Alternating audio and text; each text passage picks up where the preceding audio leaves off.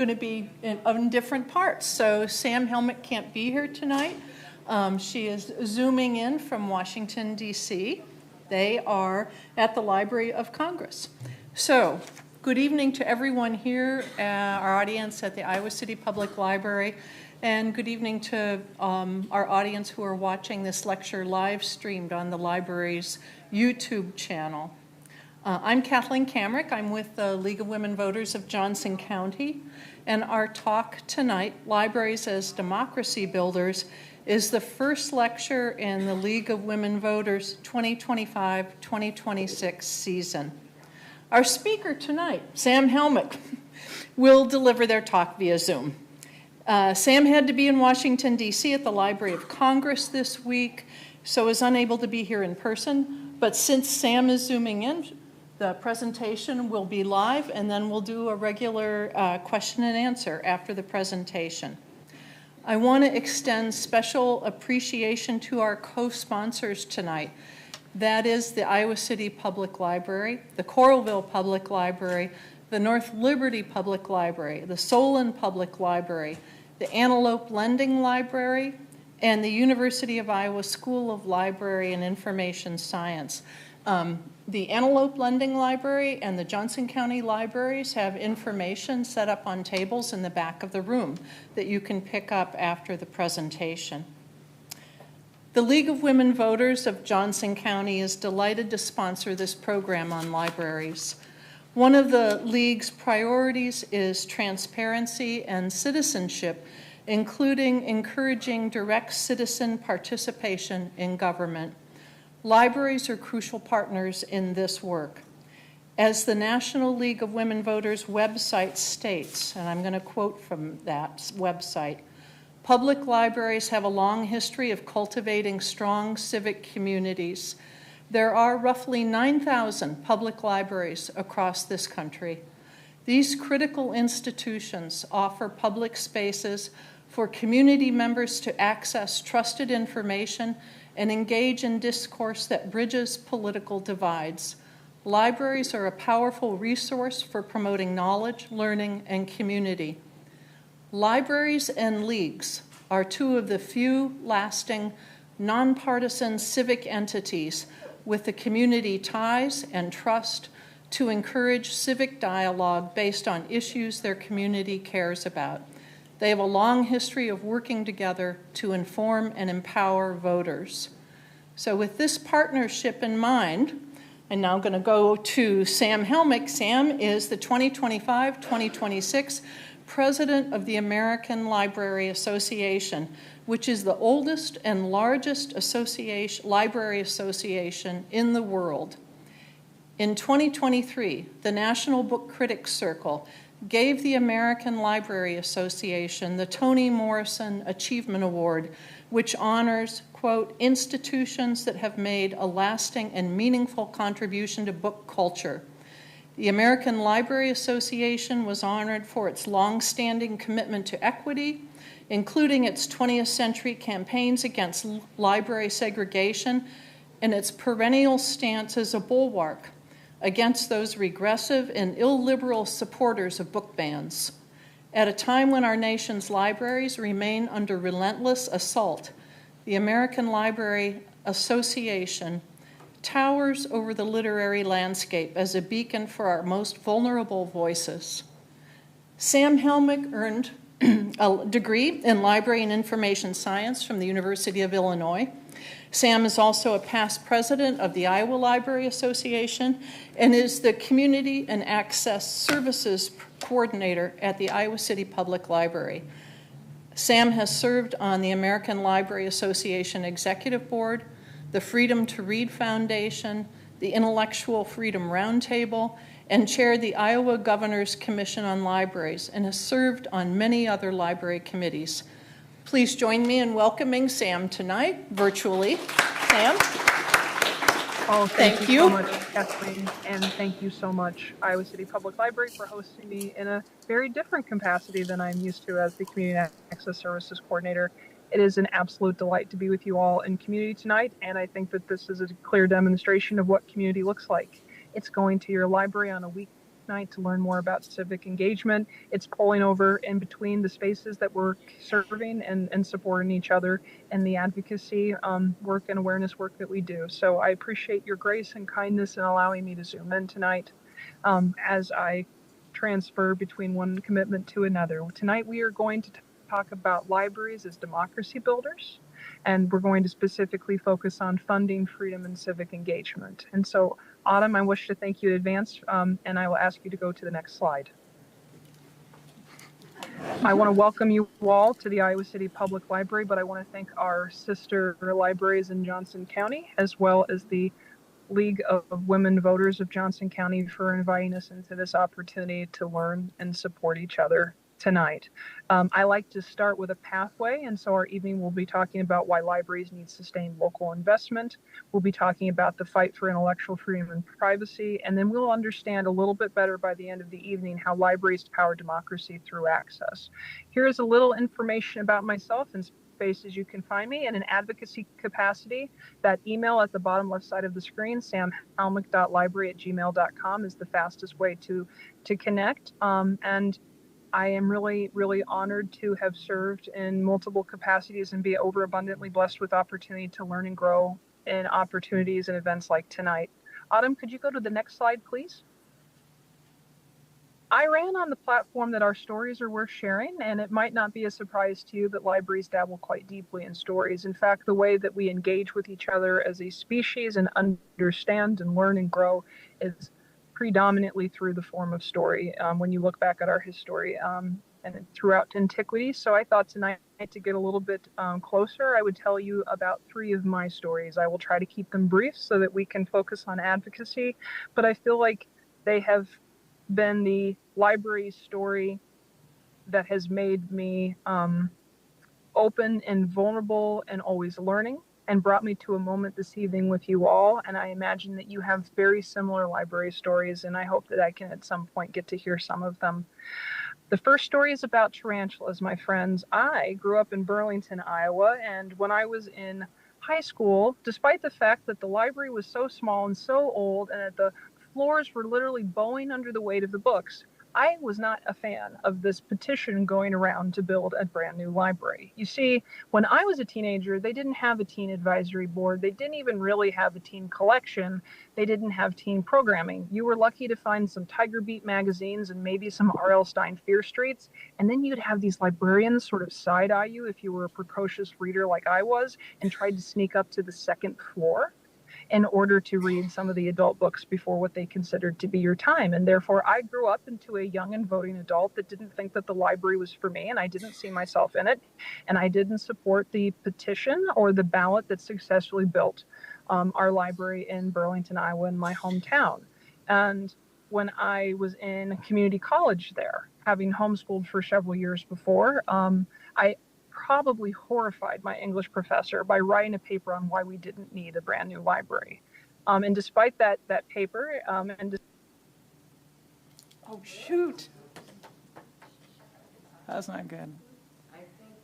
at Iowa Wesleyan, there was a beautiful, shiny library with a teen space, a teen advisory board where teens could breathe life and fingerprints into their own programs. There were meeting rooms where senior citizens could order a pizza and play like board games or play card games. There were digital resources that existed in my pocket that I could access anytime, despite when the library was closed. And when I volunteered, there was this beautiful program for all of the readers in the summer.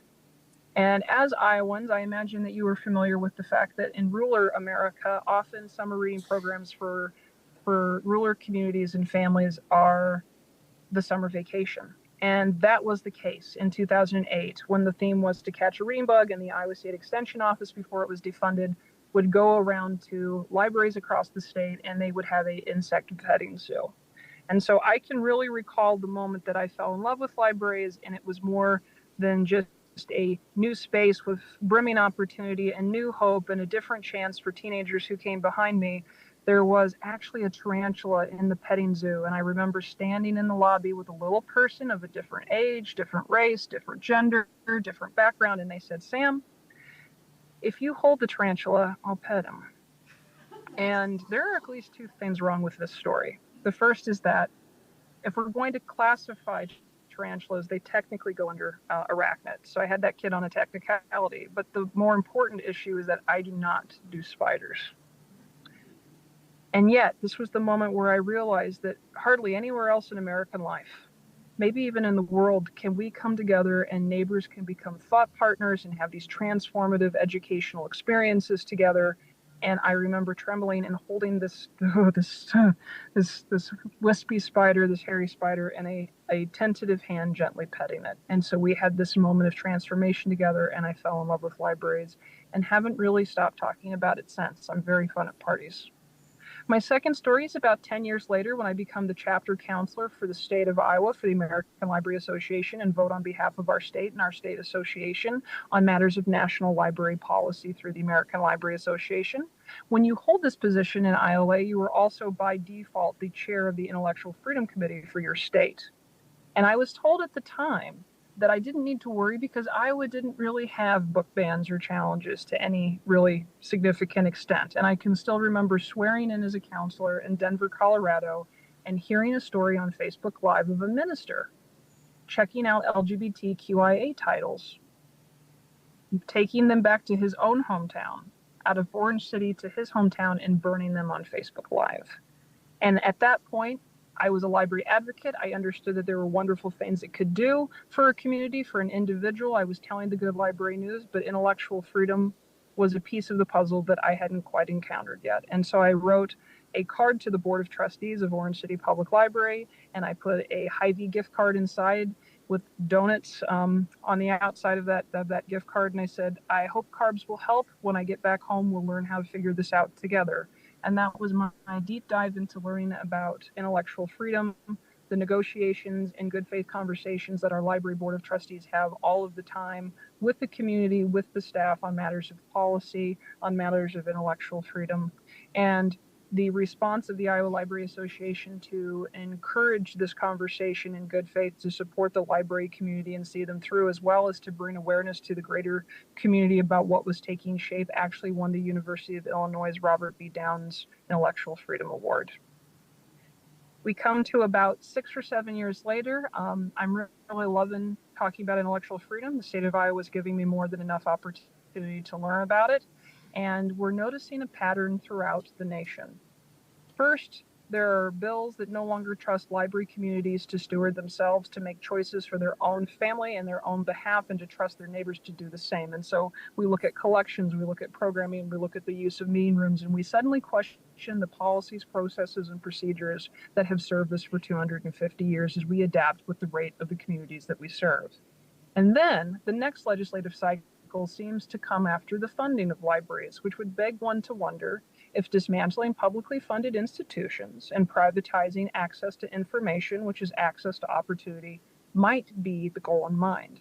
So the third story that I will briefly share is that Senate File 496 started as a list of books that the legislature decided we no longer wanted to have in school libraries.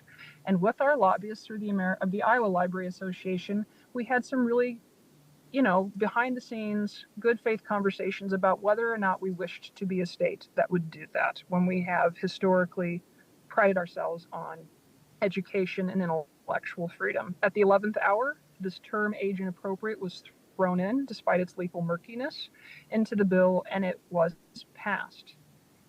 I learned a lot about schools and school librarianship and how there's 50 years of data through the Association of School Libraries that shows the correlation of a robust and credentialed library staff member or media specialist and the success of a student in that school. And I sat at the feet of some wonderful teacher librarians in the School Library Association of Iowa, and together we wrote with the Iowa Library Association a letter of inquiry to the Department of Ed, asking what are the legal parameters of age inappropriate? Can you explain what we do when a library serves K through 12? There are at least half a dozen libraries in the state that serve as both the public library, which has a broad responsibility to cover the entertainment, educational, and entrepreneurial development of their community, as well as serving as the school library at the same time, which would have a deeper collection and a different mission to support curriculum. And the Department of Ed never answered our letter, neither did the governor. However, Penguin Random House read it in the Des Moines Register and picked it up, and they and the four other largest publishers in the nation sued the governor. And this case is in its second injunction, which means it was kicked up to the Fifth Circuit. It has moved back down into the state for its second injunction. And because books belong on shelves until they've had their day in court, if these books aren't on the shelves of Iowa schools, all we are left to determine is that the chilling effect is alive and well in the state of Iowa, and we are seeing a soft form of censorship. So this is sort of my background, and I really appreciate the opportunity to share my stories, because I do believe that with stories comes understanding for each other, and with understanding comes support. Would you please move to the next slide, Autumn? So now we're going to talk about library funding, because there's a complexity in the state of Iowa and also in states around the country about how libraries are funded, but we're going to simplify this by thinking about it in pretty much 3 or 3.5 streams. Next slide, Autumn, please.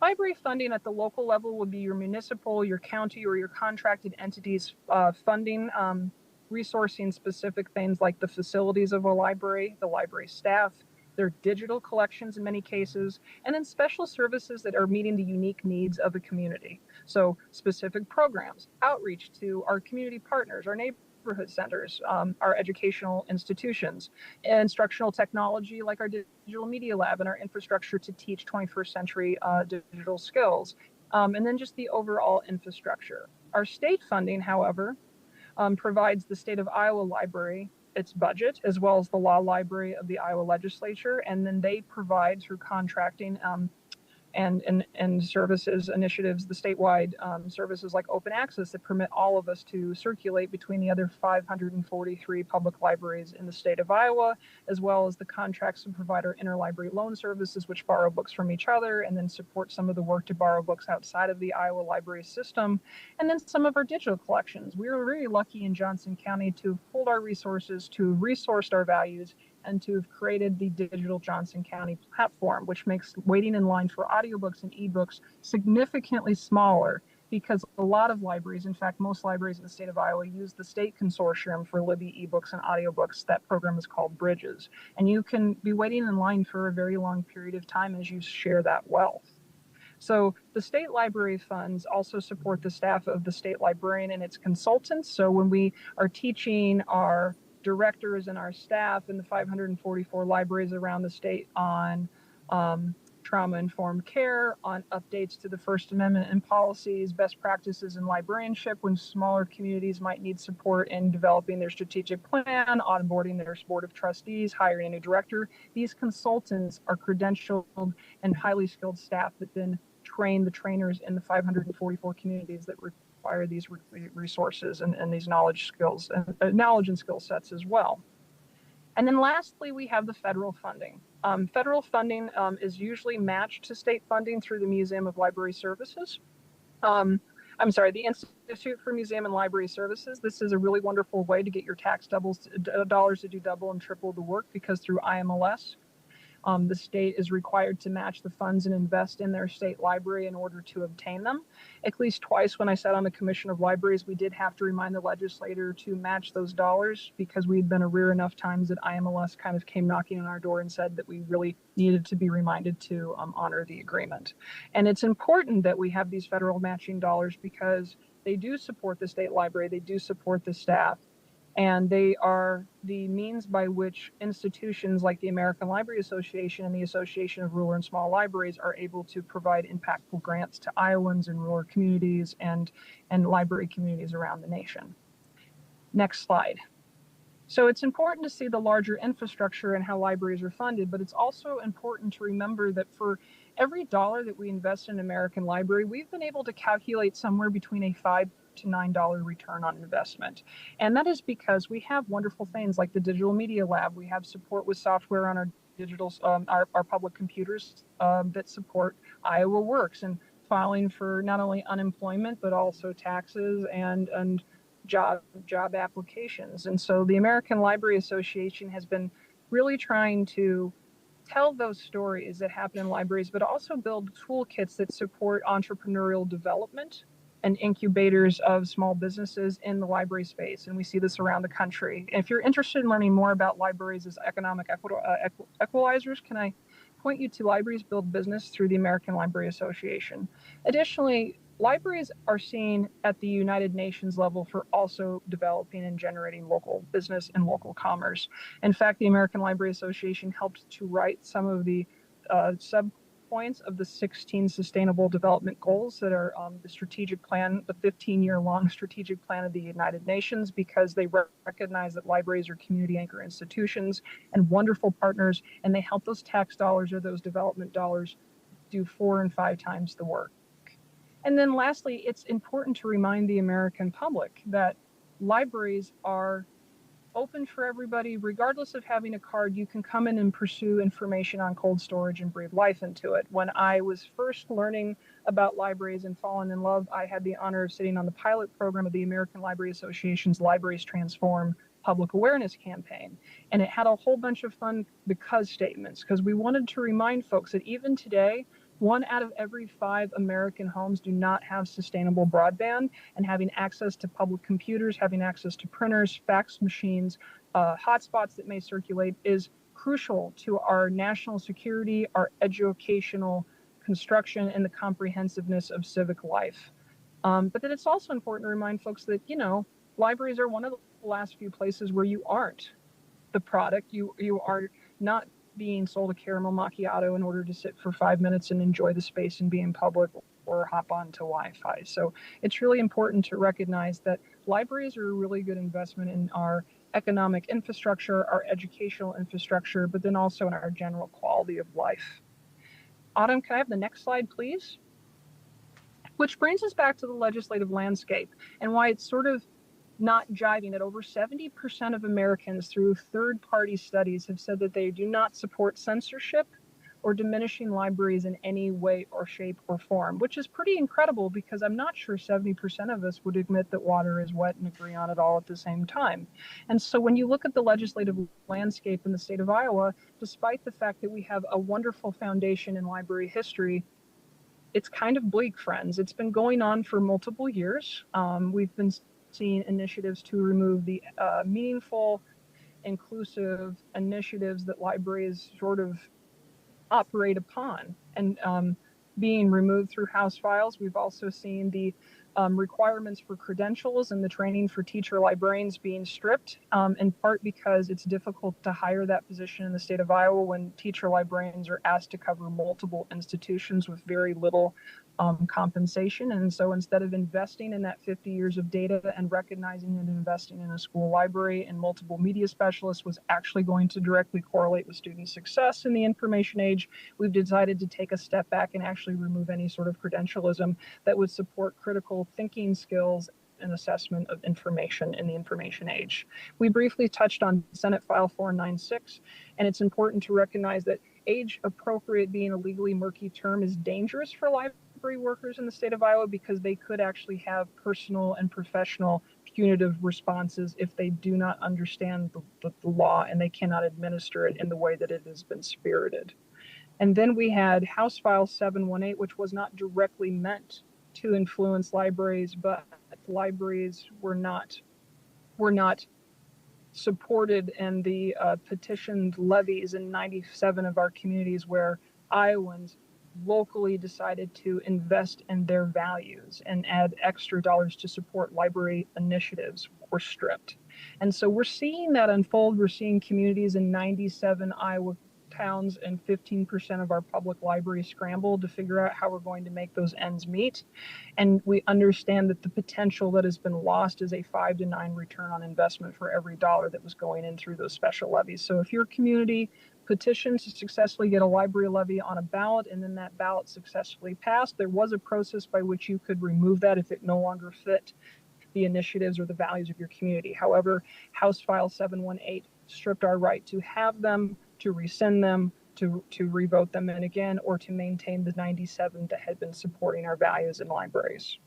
And then quite scarily last two legislative cycles ago, Senate Study Bill 3161 and its House companion tried to strip library boards, which are knowledgeable, dedicated members of the community who bring the community voice into the library space and are usually voted or appointed in public libraries across the country to understand the policies, the facilities, the procedures, and the implications of what a First Amendment public institution needs to accomplish. They were going to strip the powers of those trustees and give them back to cities, but cities didn't ask for them. Cities weren't going to be resourced with additional training, and cities do not provide that representative element that a board of trustees would have. It additionally tried to remove the codified funding requirement of all public libraries, which would have meant that the 544 libraries across the state may not have been funded anymore, with the change of literally an actual word. And it's important to just to understand that with the legislative landscape has had this social commentary that comes with it too. I increasingly across the country get reports of library workers feeling threatened, considering leaving the field, not sure that it's absolutely safe, despite the fact that they got into the work to thought partner and uplift and amplify the goals of those around them, and that they could serve in an institution where public was its middle name. And so I think that we're going to see a lot of the costs of disinvestment in the next 1 to 3 years. Autumn, could we talk about that next slide? So the cost of disinvestment is twofold, and I'm just going to ask us to skip over to the next one, if I may, my friend Autumn. There are two ways to think about this, and I think it's important when we're talking about this with our legislators and with our community. First, there is the cost of disinvestment to the institutions of libraries themselves. Distressed library workers, distressed partnerships, because as we know, libraries are partnership hubs and they support multiple social and academic and educational frameworks, so they will be distressed as well. But then you will see reduced hours. I'm hearing libraries that are considering closing because of House File 718 and are really scrambling to figure out how to make that work when their communities have been disempowered and no longer can enfranchise themselves to solve it locally. You could see staff layoffs, obviously smaller collections, or even longer wait lines for the hold shelf in ebooks because materials have to stretch even further. There could be fewer resources, decreased access, and then smaller programming, which means that as we come together as neighbors to build community, as we host events like we do tonight to explore civic life, these things will be diminished. But when we think about bills being pernicious, I don't think that it's the best framework to think of them as being pernicious to libraries. Again, our stories matter, and who we serve is what matters the most. And so I think that we need to remember that these bills are pernicious to library communities, our city partners, our community groups, our educational sisterhood and brotherhoods. It is the library communities who will have the disproportionately difficult hill to climb when these investments are lost. We will see a ripple effect really disproportionately in rural communities, and the small safety net that we see libraries trying to build in terms of food scarcity, in terms of social services scarcity, those will be incapacitated. And libraries are absolutely known for platforming locally driven initiatives, and so no longer being able to platform community driven programming and events and services will be coupled with the diminishment of connection and community life. And then honestly, when you go dark, when you have less access to information and communication and each other, censorship thrives. So these will be the costs of disinvestment. Can we go to the next slide, please, Autumn? And so this is a moment where we have a choice. As Americans, do we have the opinion that libraries are essential? Our founders, when they created this really interesting form of government, a democratic republic, decided that there needed to be mechanisms in place by which our community could continue to grow, we could continue to be an informed constituency, and services in government would do its best to grow along with the rate of progress that society was taking and pacing. And Iowa specifically has a very unique history in trying to accomplish this with its libraries. In 1938, Des Moines Public Librarian Director Forrest Spalding wrote the Library Bill of Rights. As you can see from the graphic on the right, not only was it adopted by the American Library Association's Council in 1939, but they have had a couple of amendments in between, including this one in Atlantic City in 1948. And this document was a reconciliation of what library services had been and how they could be better and actually aspire to their higher ideals. And so Libraries being good stopped being an opinion in many cases at this moment, and it became a value. It became a core professional ethic. It was founded in the First Amendment, and it really works with what libraries do. The right to speak, the right to press, the right to assemble, the right to believe or disbelieve. And I'm going to ask Autumn to go to the next slide because we are going to briefly cover them because it is important. So Article 1 talks about the fact that information and enlightenment of all people in the community, and that materials should not be excluded because of their origin, background, or views of those contributing to their contribution. So the presence of an idea is not its endorsement, but the presence of an idea in a public library will most likely be coupled with the presence of complementary ideas on the shelf beside it, as well as contrary ideas in the marketplace of ideas. Article 2 talks about the fact that libraries should provide materials and information presenting all points of view on current as well as historical issues, and that materials should not be prescribed or removed because of a partisan or doctrinal disapproval. Number 3 is very important to me because I think often when library workers have now been called not only to uplift their communities, but to advocate for the right to do so and hold two jobs, both very emotionally laborious, it is important to point out that it is a core value to the profession and a professional ethic that libraries should challenge censorship in the fulfillment of their responsibilities, provide information and enlightenment. It is a professional duty of a library as an institution to challenge censorship, which is why in Article 4, libraries cooperate with persons and groups concerned with resisting abridgment and expression of free access to ideas. Autumn, would you go to the next slide for me, please? Thank you. Which leads us to Article 5 about a person's right to use the library and how it should not be denied or abridged because of their age or their origin or their background or their views. Free people read freely and all are welcome in America's public libraries.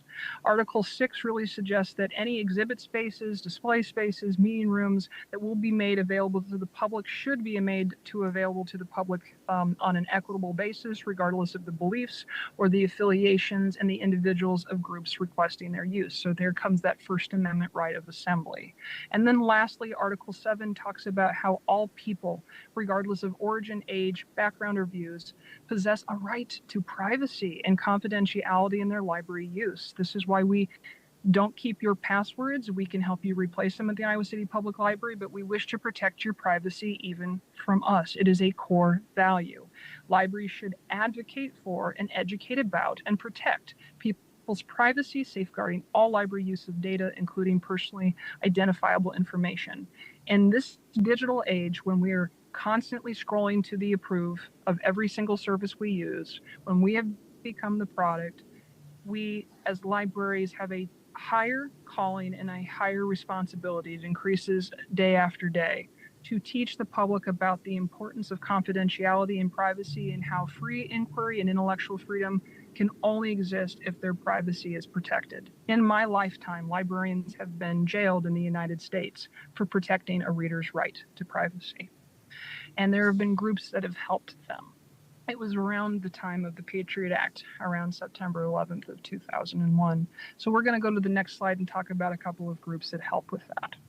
Unite Against Book Bans came out of the tsunami of book challenges and censorship and discord that has happened in the United States in the last half decade. It is the largest assortment of personal and institutional allies that unite against book bans. And if you would like to raise your voice for everyone's freedom to read, I invite you to check it out, sign up, and learn about the toolkit. I was sitting on the American Library Association's executive board when we were really starting to get into the highest pitch of this a few years ago. And I remember asking us to sure, keep describing the waters with Banned Books Week and America's Library Association's top 10 most banned books of the year, but could you also start helping us figure out how to build rafts? How do we write letters to the editor? How do we talk to city council members? How do we go to a board meeting for public comment?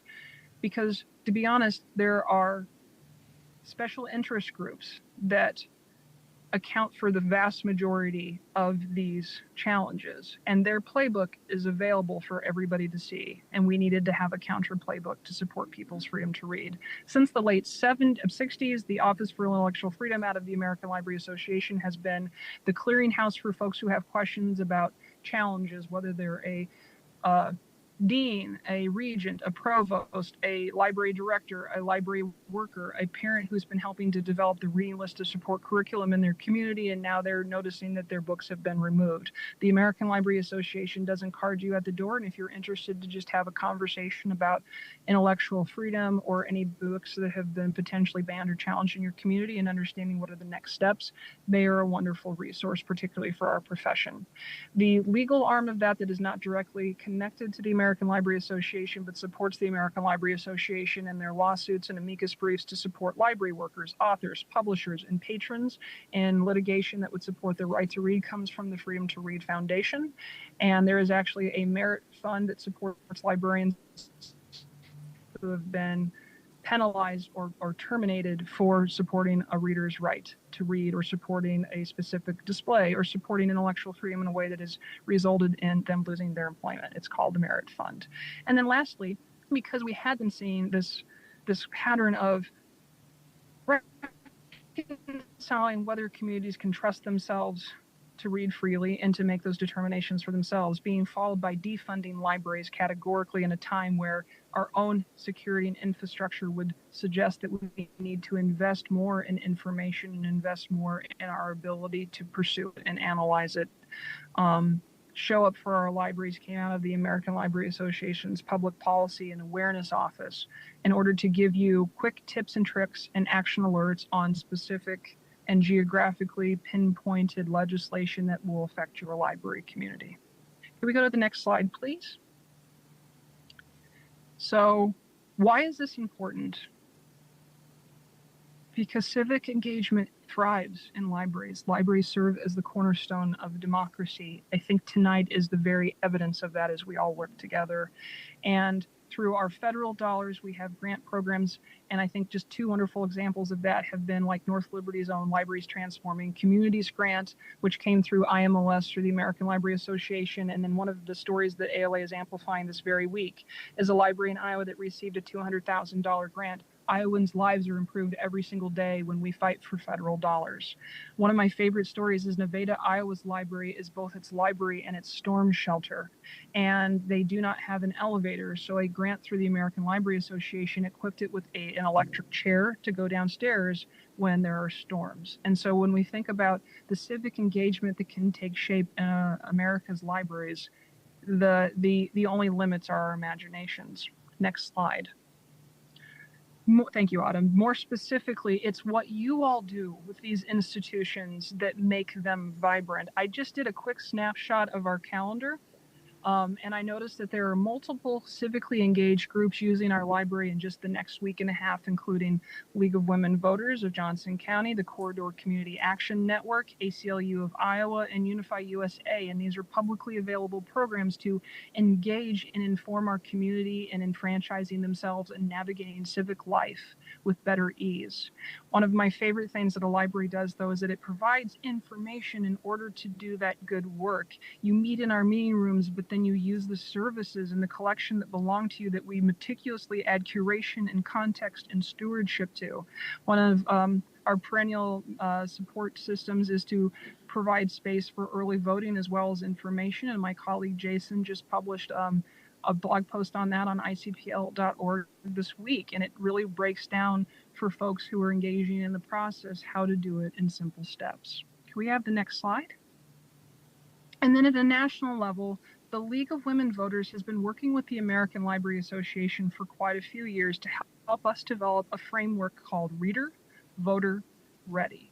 And there was a wonderful guide written about 2 years ago that was on civic collaboration, how to start small, how to use your library space to promote your own initiatives as a community group, and how to work with library staff to support and amplify the robust array of services and resources that would support your initiative. And then if we go to the next slide, you'll see that they've additionally created an election collaboration collaboration toolkit about how to become a polling space, how to promote information on voting, how to ensure that libraries can operate like the ones in Johnson County do across the nation and enfranchise voters and enfranchise folks who may feel disassociated from the process by coming in, meeting with information, meeting with neighbors, even meeting with candidates to learn more. And so tonight, we come together to, I really celebrate the League of Women Voters. The election collaboration toolkit came out literally like a week and a half ago, and I couldn't wait to enthusiastically email Kathleen about it because I understood that the American Library Association was a platform for the grassroots initiatives that are happening in the chapters of League of Women Voters and in community libraries across the nation. Civic life is happening, civic life is thriving in America's libraries. And if you are not hip to that in your own community, we wanted to make sure that tried and trusted best practices were easily accessible to you in these easy toolkits. So the reason we're all here tonight is the next slide. What can we do? Friends, that's the Iowa City Public Library. And when I'm there, I walk the floors, sometimes in the morning because I'm an early bird. And I'll think about the recipes that folks are going to find, the languages, the 3 different languages of story times that we have every single week. The fact that folks are going to find housing and they're going to find staff that literally partner with you and are as engaged about your success, regardless of what the goal is, as they would be for their own success. I think about how this is a space that is nothing but opportunity waiting for our community to breathe life into it. And our community ebbs and flows with the university, and it looks different semester after semester. And it's beautiful. And so what you can do is use it. You can get a library card tonight, and then you can use it next week and the week after that, because the best way to advocate and support your library is to use it, to know for yourself what is happening between the stacks, and to give your perspective, your opinion, your input, feedback, and power into the future of our library. In fact, I really hope that several of you will gather with us in the coming weeks. We're going to be having a conversation about our next chapter, and we'll be having an opportunity to meet with our brand new director and talk about our next chapter. And this is an opportunity for you to build relationships with us, or grow and increase relationships with us, and talk to us about what our library is going to look like in the years to come. But if we go to the next slide, there are a couple of spaces that I want to directly point you to towards the legislative cycle. So, as much as they can in the deluge, my friends, the American Library Association is trying to track the adverse legislation in every single state in the union. And this resource is helpful because it will show you patterns. It was very helpful for us at the Iowa Library Association level to be watching Florida and recognizing that those bills were coming for us a year or 2 later. And so we had a cheaper tuition by learning from the library workers and the library champions and advocates and the community members who stepped out and showed up for libraries and used their voices, because then we could take their plays, their talking points, and we could tailor them to our needs and our stakes and our people and move the needle further, faster. And then if you would like to get involved in these grassroots initiatives, the American Library Association also has a federal legislation advocacy alert. As president of the American Library Association, one of my initiatives was to take our legislative days on the Hill and switch them from being invite only to inviting chambers of commerce, League of Women Voters, and community library advocates from around the nation to come together in Washington, D.C., and to be onboarded and connected with legislators. And so that will be happening here in about April. And I would love to send you action alerts about what you can do on the Hill, at the Capitol in Des Moines, in your community, at your city council meetings, but also writing letters to the editor, talking to your neighbors, telling your dentist.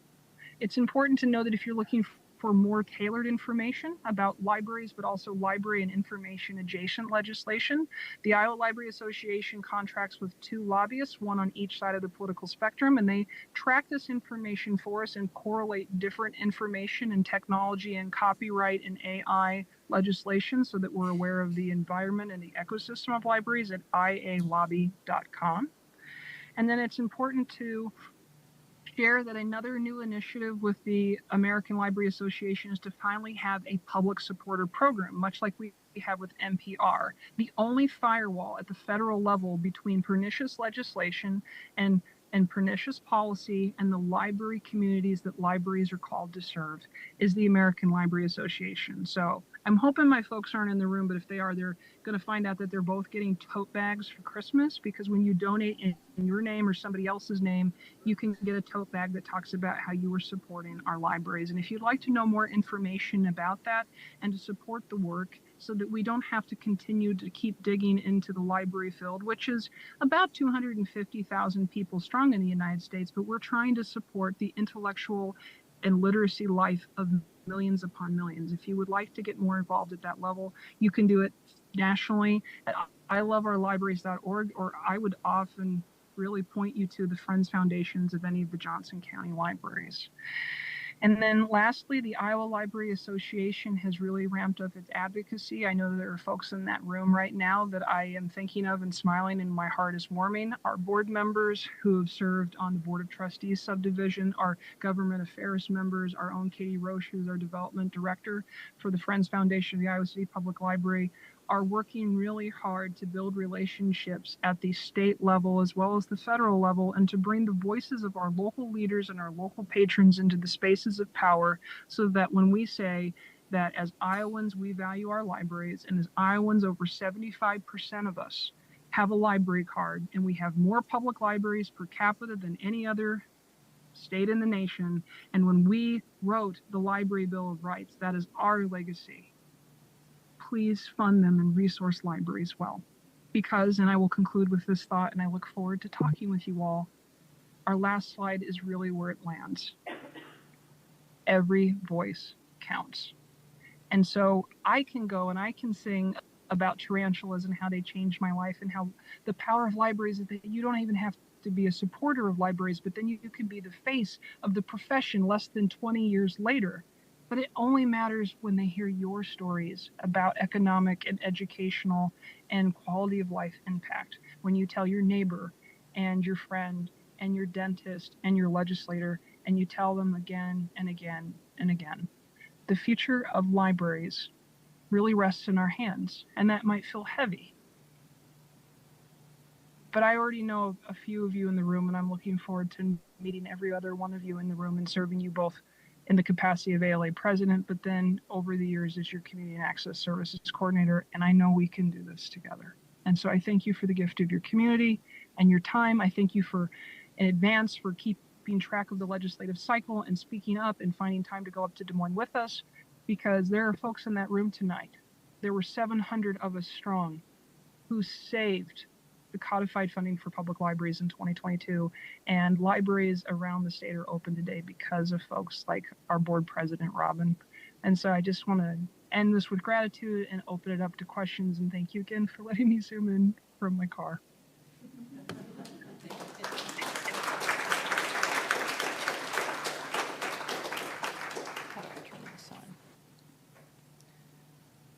Okay, so we're going to have a question and answer period now, and I've got a mic here, and so, yeah, and I have a mic runner. Thank you. Nice. So, Sam? Question? Yes, hi. I don't have a question. I'm the mic runner. So. Well, can we also give a shout out to Autumn, who rocked those slides? That was awesome. Thank you, Autumn.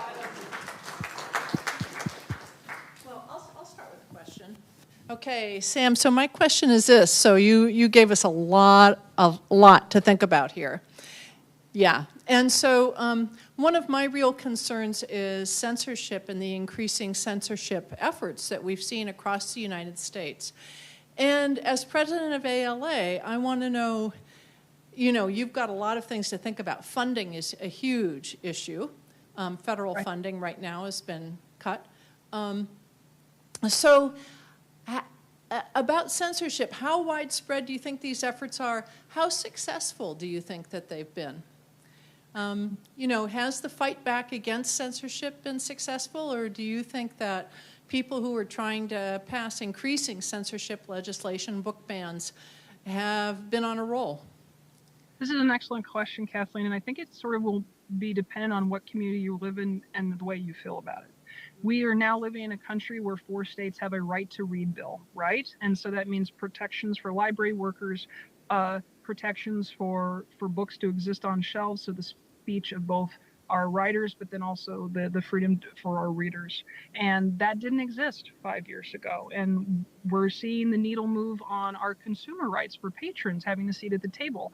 20 years ago, librarians were not positioned to put the consumer rights of their patrons at the table. And so publishers have literally been charging libraries manifolds, multiples over. And the cost of digital materials. And then they have pretty much made the rules on how many people can circulate at the same time, how many times we can circulate it before we have to purchase it again so that we have a back order or a back collection of materials.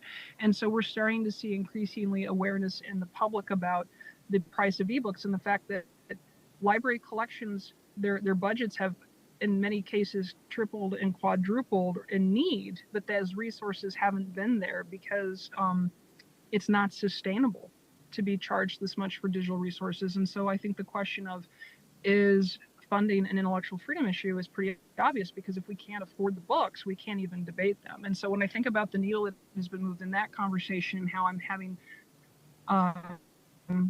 conversations with a broader spectrum of the American public, I definitely think you're right. I think the fact that the last administration had a book czar also speaks to the fact that this is in the public zeitgeist. So yeah, we're kind of in this friction point where if we hold the line when we fight, we win. But 2 things are true. Liberty does not defend itself, and this fight isn't free. And so I think the things that we have to consider are, again, the cost of disinvestment and looking at the successful stories where we see them.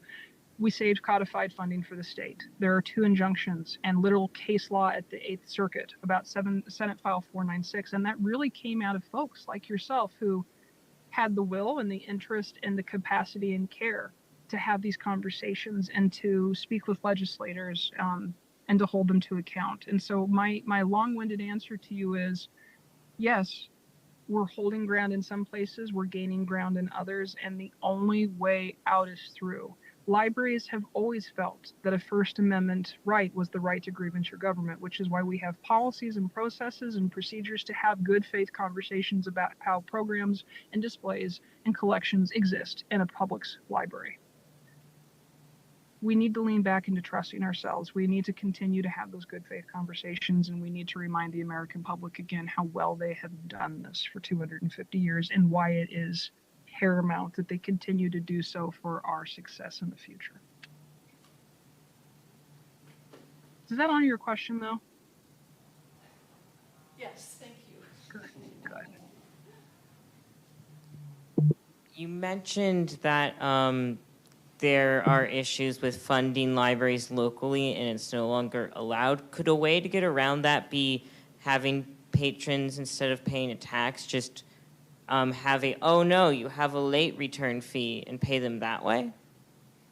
Oh, that's a really interesting question. I think that the reason that we codified public library funding in our state is because obviously Iowans have always valued it, and you resource what you value. And when you think about a pay-to-play or a subscription model, not only are you dependent on building infrastructure for information and literacy on really a model of whether folks determine they find value in it in this moment or not, but then you're also adding that complexity and layer of barriers and essentially telling folks that we understand that this might be an impediment to access the information, but ironically, we're going to add that impediment to provide the information. So I honor your question and the creativity of it, but I really think that a subscription model, a pay-to-play model, a model where we think of government institutions not as pillars to lift us up in equitable spaces to provide us all access to opportunity, but instead places where revenue must be generated, might be counter to what the founders, I think, predicted these institutions to be needful for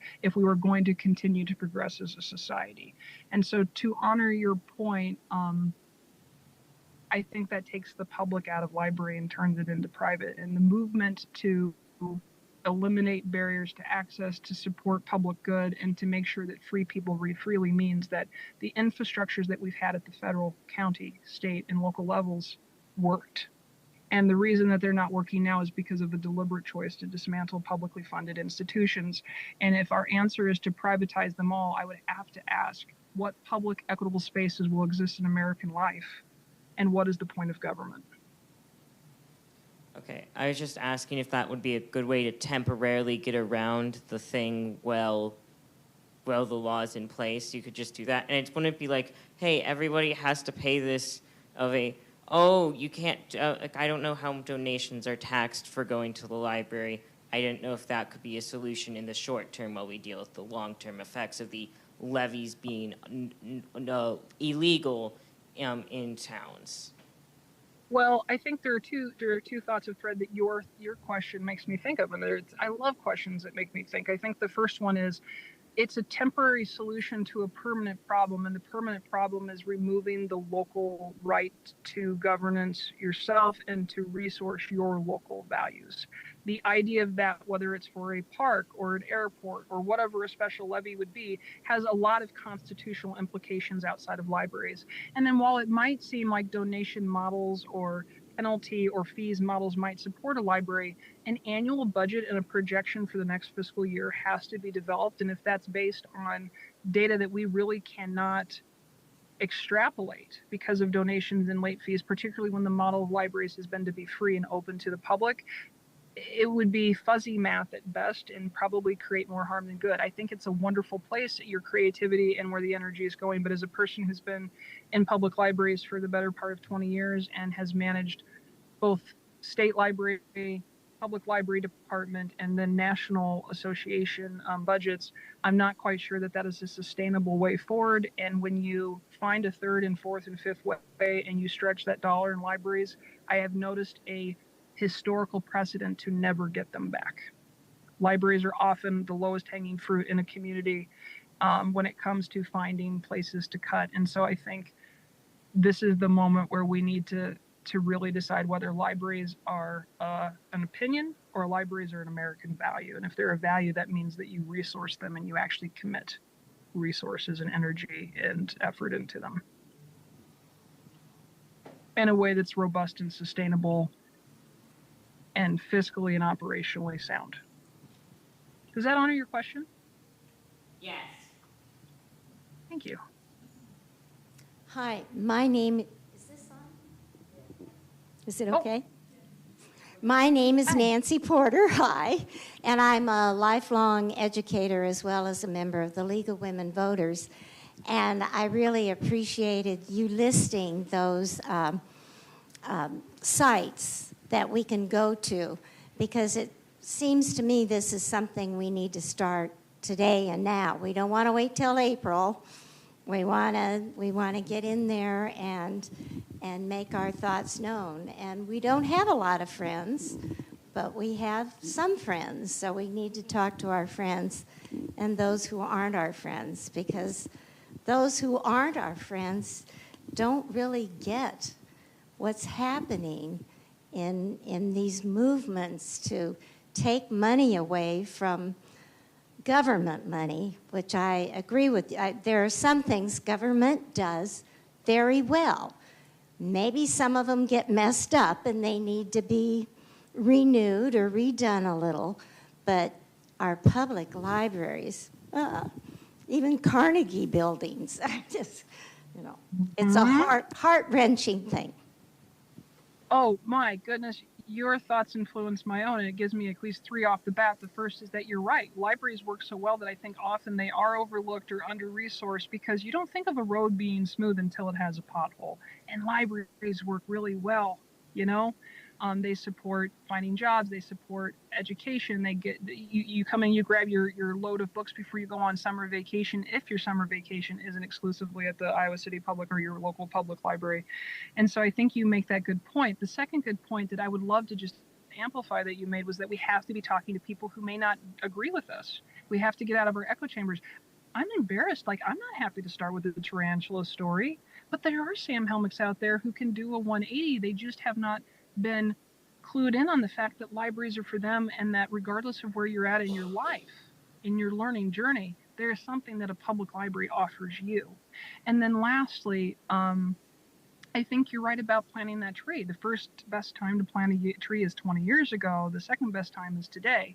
And so preparing ourselves, understanding what the legislative schedule is going to look like, and committing time and energy to it ahead of time increases our odds of not only accomplishing it, but succeeding. Because what I'm noticing at the national level is that when we show up for libraries, we win. So which one of those sites should we start with? I think that what I would start with is the action alerts, because that's going to tell you what the Iowa Library Association is doing. It's going to kind of keep a track on what's happening in your state, but also in your neighbor's state, because some of you may, bounce a little bit from here to here. We have a wonderfully transit population because of the university. I think that's a good place to start. And then you can sign up and decide whether you have 5 minutes, 5 hours, or 5 days. Here are steps that the American Library Association will give you to show up for libraries. Thank you. Yes.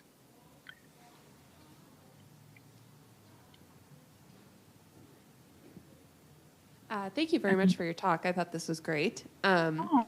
So my question is about motivating people in communities without already active libraries to care about this issue.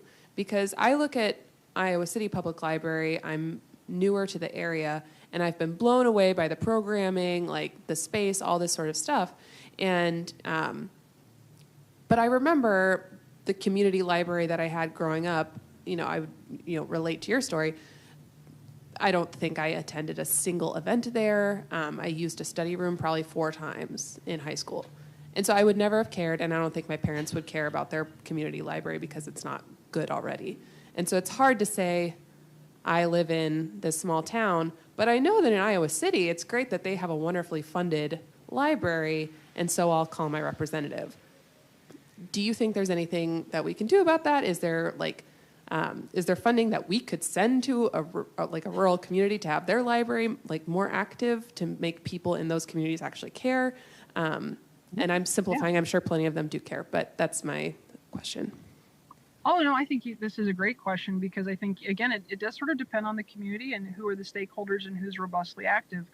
We still have a friend's shop, in the lobby of the Burlington Public Library. It has been open and friends staffed, like volunteer staffed, every single operation hour of that library. And so that teaches us a couple things. There was a robust grassroots movement to support that new library, right? Despite the Sam Helmicks in town. And there has been a continued robust support of that library. And so I think it happens a couple of ways. You find yourself in the library and you fall in love with it, and you recognize that it not only serves your needs, but it serves others. So the first step is always going to have to be, the Sam Helmick I am now, regardless of what town I'm in, I try to visit its library when I'm passing through, or what town I live in, I'm going to be a user of that library, because I give my colleagues and the excellent staff a lot of credit for the strength of the Iowa City Public Library, but I also want to give a lot of credit to the community groups who have everything from events like tonight to the socially awkward board gaming group that meets regularly at the Iowa City Public Library, because they're choosing with their community library to make it the vibrant space that they want it to be. They tell our children's services coordinator about ideas for programs and connect them with partners, and they do the same thing with the adult services program and the outreach services staff.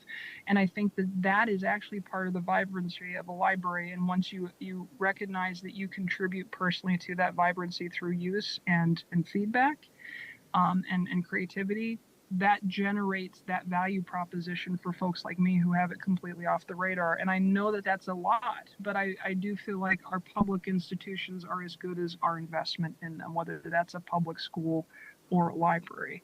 And to that end, I would say that there are a lot of wonderful rural libraries that are doing this very well. In fact, the Friends group at the Cherokee Library in Northwest Iowa, which is in the seat of a lot of actual legislative power right now, where a lot of folks who have had some things to say about libraries, both I think in support, but maybe even a little bit disinterested, are listening and paying attention. So I think it's just finding a few people. I don't want to oversell my position, but I don't think in 2023 I slept much, because all I really had was a handful of wonderful library advocates inside and outside of my community, a hashtag called Keep Libraries Local, and a Facebook account. And that was enough to stop the dismantling of library codified funding in the state, and to have some backroom conversations. So I think we need to not underestimate the power of one voice and the power of one story, because if I can do it, anybody can. Does that honor your question, though? Oh, yes. Thank you. Hi. Is it on? Yeah. Thank you for an inspired presentation tonight. But I kind of want to look ahead, knowing what the legislature has tried to do in the last 2 or 3 years. Do you have any insight into what might be coming down the pike next year? I think we're going to see more of the same. I think we're going to have to be very careful with the wordsmithing, like shall versus may with codified library funding. I think that as communities try to find additional avenues to locally support and resource their values, we may see like a stripping of like franchise fees and local sales tax options. I think that there's been an overreach from the state to come into local communities to try to pretty much supersede how they've chosen to govern themselves, even though I would say Iowa local communities do a pretty remarkable job. I also think that we'll continue to see a conversation about the presence of ideas being in their endorsement. And I'm not sure I think that that's necessarily true. I think that makes us afraid of ideas. I also think that there will be more conversation around whether we are a state that teaches our children what to think versus how to think. I think that this is not going to be left exclusively to the K through 12 space like it pretty much was the last 5 years. I think that we're starting to see with last year's legislative cycle, and then honestly, the tragic events in the nation throughout the last couple of weeks, that this will start to enter more of the academic, collegiate, and corporate spaces. So I think I would be keeping an eye on those at the same time that there are so many other important things on the table. And it really does mean kind of having ialobby.org or the ALA tracker on your bookmarked favorites so that you're keeping track, because honestly, when there's a super majority in the legislature, some of the rules of 24-hour cycle and fair warning and is not really fully always at play. In fact, I really appreciate the institutions around me in this community for supporting the opportunity for advocates to go, or people that are in the profession to go and speak knowledgeably with very minimal notice. And to flex hours and to take vacation and to advocate. And that's why I'm calling on others who may have time and aren't teaching our children in the middle of the school day, but are, in favor of what the work of teacher librarians are doing, to come and be in those spaces with us, because your voices matter, and you may have a different type of capacity to support folks who are doing the good work in those institutions.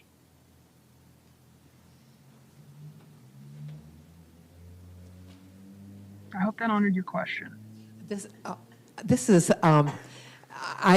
not a really deep question. It's actually a feel-good thing. Thank you so much. This has been very interesting. I'm a lifelong library user. All my grandparents and parents and everybody was. I'm also a real involved league member. I had this neat experience.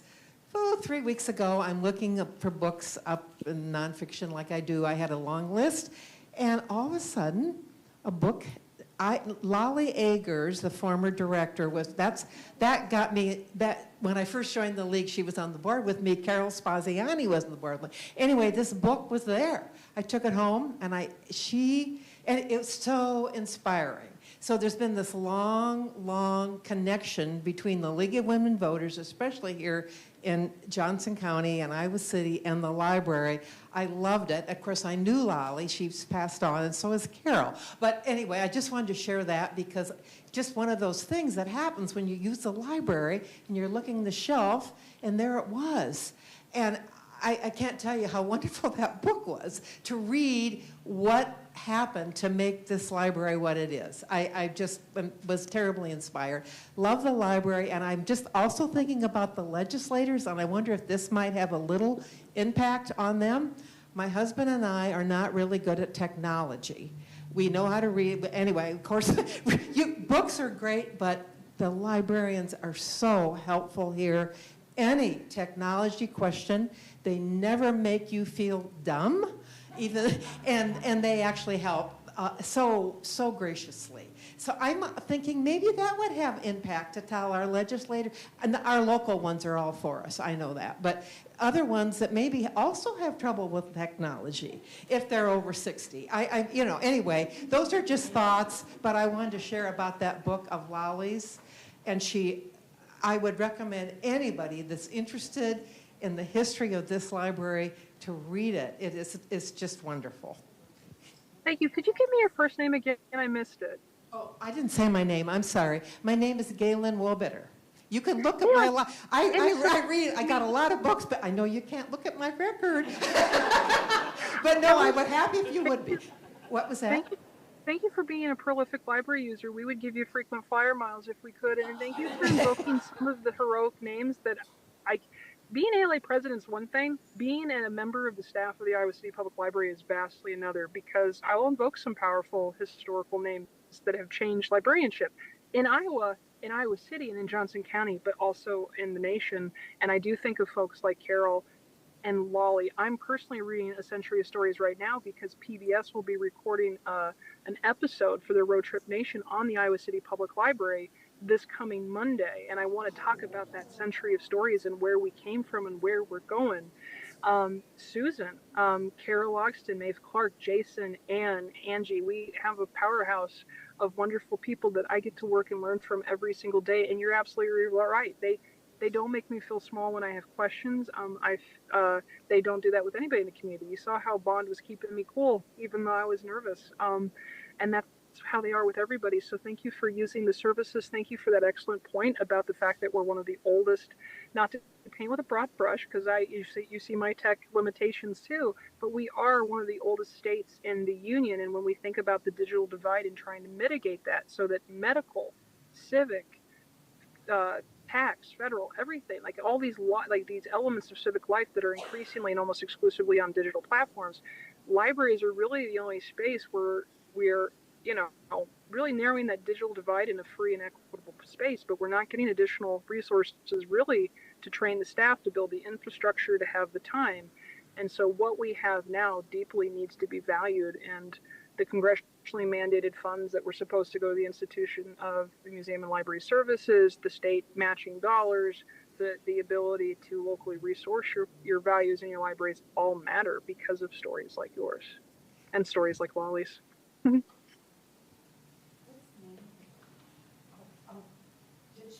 This lady's asking me the name of the book, and I cannot quote it. Darn it! Oh, I know. I just remembered. A century. It's a century of what? Of stories. That's actually right. Yeah, A Century of Stories. Lolly Eggers. Oh, I'm not sure. I'm not sure if the library has more than one copy. I returned. I returned my copy. Yeah. Well, y'all have to just keep coming back until you can check it out. I think that's the only solution. Are there any other questions while we have each other? This has been a delight from my heart. I really appreciate you all giving me a chance to talk with you and learn with you. I just have one simple question. You had commented on something being on Monday night regarding the libraries. Oh, so on Monday, PBS is doing their Road Trip Nation, and they have three academic, school library. Student librarians. Their students going into the library field, and they're driving around the nation and visiting libraries. And the Iowa City Public is going to be the first one recorded. So wish us luck, will you? Because we are recognized as a wonderful institution that is a reflection of the community that it serves. And I have the honor of talking about it a little bit because of the position I hold for the next couple of months. And I really think that is going to be fun and important, and hopefully we can have a watch party next fall. The two important things that I would remind you about is that I think in a couple weeks' time, and I know my staff, my colleagues are in the room, we will be having a community conversation about the next chapter of the Iowa City Public Library and its facilities and space, and we would love to see you there. And then we also have our wonderful director and a reception for them so that you can build relationship and community with our next leader for the next chapter of the Iowa City Public Library. And so those events are on the calendar. And if I weren't on my phone, I would pull up the dates and the time, but I know I have some lovely colleagues in the room that will make sure you all feel welcome and invited into that space. And I really hope to see you there. I will be there in person for both. And I think that they're going to be instrumental to the beautiful and bright future of our library. Fabulous. And we need you there for it.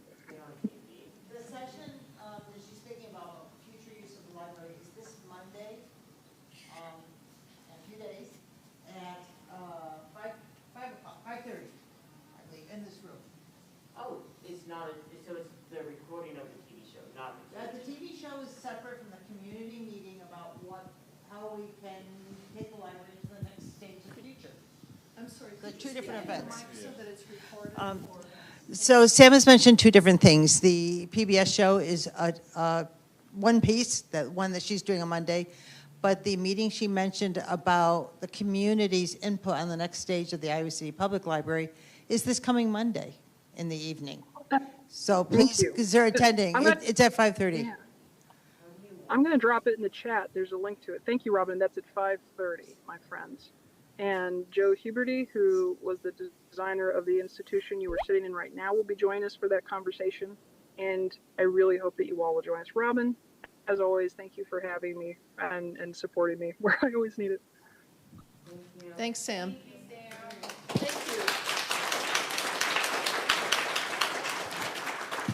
Okay, thank you, Sam. This worked out really well, and thanks to everyone for the questions. I need to say recordings of this evening's lecture will be posted on the League of Women Voters of Johnson County website and also on the Iowa City Public Library's Library Channel website for those unable to attend this evening or if you want to watch it again. I want to say again that our co-sponsors, the Antelope Lending Library and Johnson County Libraries, have tables set up in the back of the room with information about them. Please take a look. Anyone interested in becoming a member of the League of Women Voters of Johnson County, we have some pamphlets on this small table over by the door here. And thank you all for coming. Thank you. And thanks, Sam. Thank you all. Hope you have a lovely day. I'll see you at the library.